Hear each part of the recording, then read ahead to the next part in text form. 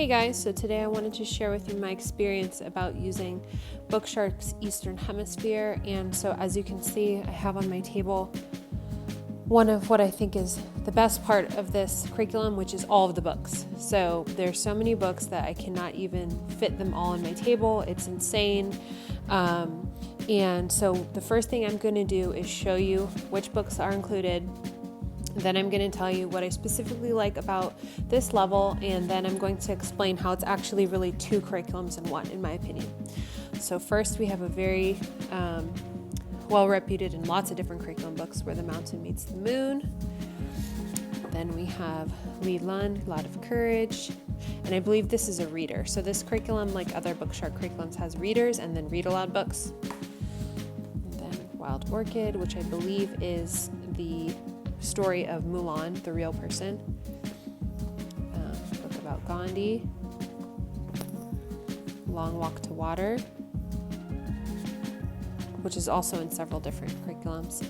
Just So Stories, I think this is included. I had all these books labeled, but this one we actually stopped reading in our homeschool because there's some blatantly racist stuff in it, so I'd make sure that you're comfortable with that particular book. Journey to Joburg, this is also very well used in different curriculums.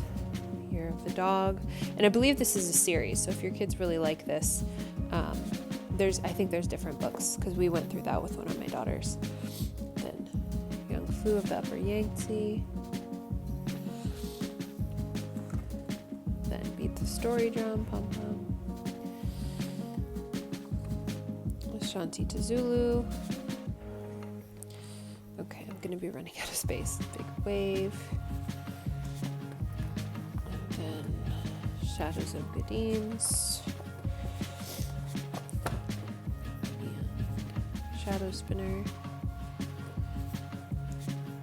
Teresa. Red Sand, Blue Sky. I think this might be used by other curriculums also. Around the World in 80 Days. Sweet and Sour. Fighters, and I think Single Shard might also be in this level, don't remember. Sadako and the Thousand Paper Cranes, also used in many different curriculums. Born in the Year of Courage. Baby, also used in many curriculums, I think. Call It Courage. Whatever Happened to Penny Candy, and I believe this is an economics book, so this is not really related to necessarily Eastern Hemisphere. Girl Named Disaster, also many curriculums. Master Puppeteer. Daughter of the Mountains. And they've relabeled this, so it's no longer this number. I think it's F, I think is the new numbering system. Oh, and see, I have 2 copies of this, huh? So, didn't realize that. Good thing I'm going through this. Land I Lost. Rickshaw Girl. I think this is from this curriculum, although it's not labeled.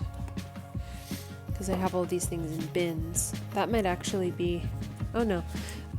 This one I think is also from another curriculum, so that might be... I now have 2 copies of this. That might be why I'm getting confused. King of Wind. And then we have a book about Nelson Mandela. Then I Rode a Horse of Milk White Jade. Lily and the Golden Eagle. And then I think this is the last one, Breaking Stalin's Nose. I have these other books in here, but I don't know if these are included because they're not labeled, so they may or may not be. Check the BookShark website. So as you might be able to tell from what I've just shown you, there's a lot of books, a lot. This curriculum level is a lot, and they're all from the Eastern Hemisphere, with maybe the exception of the economics book. So the next thing I wanted to show you is the scope and sequence, and I'm pretty sure you can download this on the BookShark website. But basically, you start out with China, and you're doing everything about China. And for right now, I'm just going to talk about the readers. I'll get to the other part of the curriculum in a second. Then you move on to North Korea, South Korea, Japan, Russia, Southeast Asia, Vietnam, India. take this out so I can just flip it over. Then the second half, you're doing India, the Middle East, Africa, Pacific Islands, New Zealand, Australia, and Antarctica. So what's really unique about this particular curriculum, in my experience, is that this is one of the only programs that is not focusing on Europe or the United States. So, Eurocentric curriculum. You do cover Russia, which is, partly in Europe, but is also in Asia. But I just really feel that this is a unique perspective as far as homeschooling curriculums go. And that's something that I would love to see more of.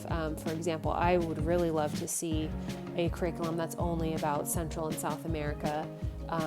And I have been discussing on Instagram. I plan to study that with my kids next year as our family subject. But the only curriculums I've seen that are like that, aside from this level, are Christian. And that's not something that we will be using. But I really haven't seen a comprehensive book list or curriculum that focuses on a specific region outside of Europe like this one does. So I really appreciate that, and I love that. And also all of the literature that's selected is so rich and such good quality, and really, represents the concept of mirrors and windows and sliding glass doors and things like that, which is where you're reading literature about people from a different perspective than you have, and really stretching your understanding and teaching you things you didn't know. So I really, really like that. The one thing that, what's the word I'm looking for? Perspective I have is that this is really advanced in terms of, this used to be considered level 5, but this is really a lot. Like, I doubt many kids that are in, let's say, 5th grade would be able to handle all of the material that comes with this.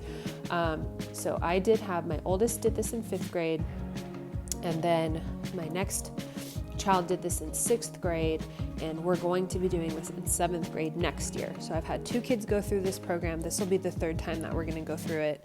And I just finished showing you the readers, but there's also this book, which is The Journey to the Eastern Hemisphere. And so this is what I was hinting at when I said I feel it's really 2 curriculums in one. Because in addition to the read aloud books and the readers, you also have this book, which is, thick, and it's written by topic. So you have assignments in the lesson planning, and it'll say, go read this page to that page. And then you go to your notebook pages, and this is a clean copy, and you answer the questions. So write 3 things you learned about China, for example. And there's all of these questions, which are really detailed, really extensive, diving into these countries and like what economic system is it. It talks about historical events, things like that. And it's for every country that you're studying in the Eastern Hemisphere. So I honestly feel like this itself, these hemisphere notebook pages, and there's also maps in here. If I can quickly find one, there's map work in here. I feel like this could easily be its own curriculum. So, I have even toyed with the idea, like, should we just do this on its own, or should we wait until we can also do the literature? So I decided to wait until we can also do the literature, because then you'll really have a very robust experience, and the literature ties into this work, and this work ties into the literature, and things like that. So that's my perspective on that. And then the last thing I wanted to share with you guys was what it looks like when it's done. So I have these 2 binders that were done by my daughters, and I wanted to show you an example of the work that is done for this curriculum. So this one's about Russia. So there's all of this extensive writing on Russia, and then timeline, which is great to have an integrated timeline. That is so helpful versus having a separate timeline that you have to do for history. And I just really felt, this is not graded, so don't look at this. This is really in depth, and this is like why we homeschool, because I want my kids to be doing things like this, learning about these different countries and learning about different economic and political systems, and learning about other parts of the world. So that's that one. And then, so this is a couple years old, and then I'll show you the the other one, just from my other daughter from even longer ago. And so again, it's, you're learning about different geopolitical aspects of countries, especially with the map work. And this was what kind of really got us into map work. Like if you've seen some of the things I posted on Instagram, we're now doing a different curriculum for that. But I felt like this was really one of the first times that we had the opportunity to get in there and do the map work that was tying into the places that we were learning about. So I'll just see if I can show you one more. And this does come with a key, but it's also in the Eastern Hemisphere books. Let me see if I can quickly find an example.